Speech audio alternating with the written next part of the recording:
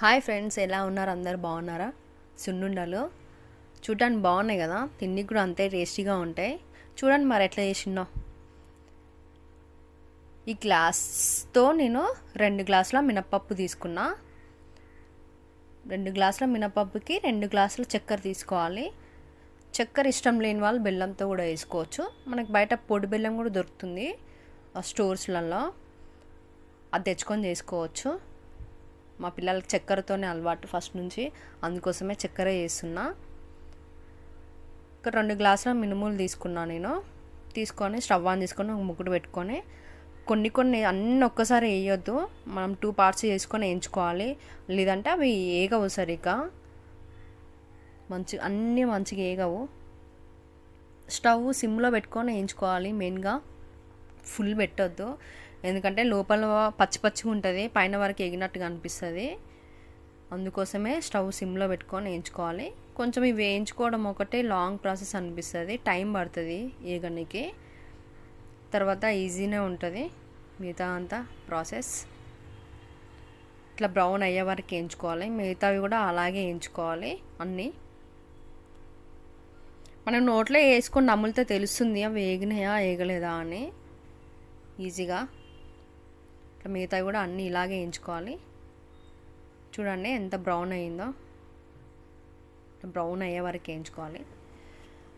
కొంచెం పక్కన పెట్టుకొని చల్లారనివ్వాలి మనము.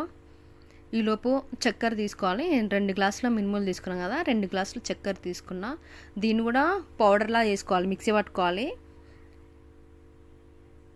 మొత్తం పౌడర్ వేసుకోవాలి.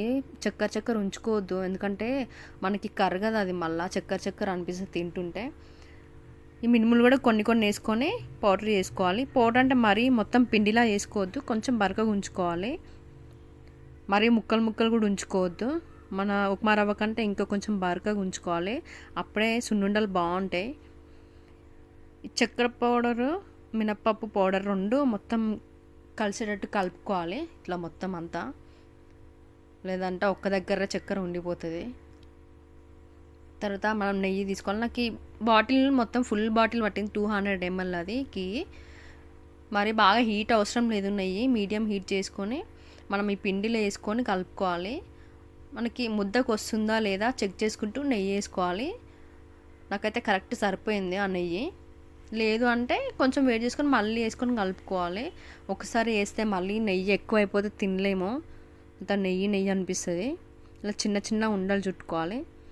నేను నిమ్మకాయ సైజ్ అంతా చిన్న వేసిన, మరీ సున్నుండలు పెద్ద వేస్తే పిల్లలు మొత్తం సగం తినేసి సగం పక్కన పెట్టేస్తారు కదా, అదే చిన్నదైతే ఒకటి మొత్తం తినేస్తారు. పెద్ద వేస్తే వేస్ట్ చేస్తారని చిన్న వేసిన, చిన్న నిమ్మకాయ సైజ్ అంతా. నాకు ఒక 90 లడ్డూలు అయినాయి అట్లా సున్నుండలు.